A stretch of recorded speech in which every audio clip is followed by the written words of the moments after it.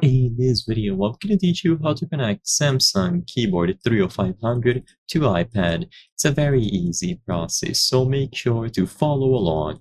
The Samsung 30500 keyboard is a convenient and easy-to-use portable keyboard, primarily designed to be connected over Bluetooth.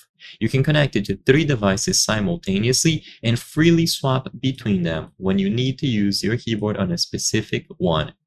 To do this, first head over to the settings on your iPad and go into the Bluetooth category. Make sure that Bluetooth has been enabled on your iPad. With this done, now you have to set the actual keyboard into pairing mode. This will be done by pressing one of these 3 buttons, so you can clearly see that F7, F8, and F9 are labeled with a little Bluetooth symbol alongside a number.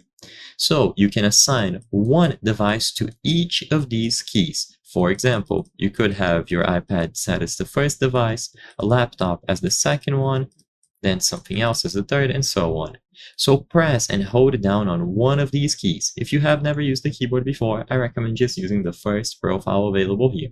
Once you press down on one of these keys for a few seconds, you might see the LED blink, indicating that the keyboard is now in pairing mode.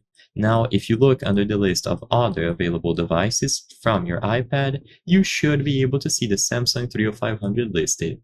Choose it from the list and it is going to be connected under My Devices. It will remain connected as long as it has enough battery, so double check to see if you included all of the batteries, and as long as it is powered on through the power switch at the side. If the keyboard is not working, like I said, check batteries and make sure that the power switch has been powered on. So I hope I was able to help you.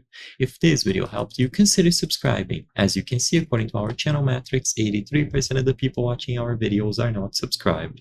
By subscribing, you can help us make higher quality videos. Thank you for watching and I'll see you on the next one.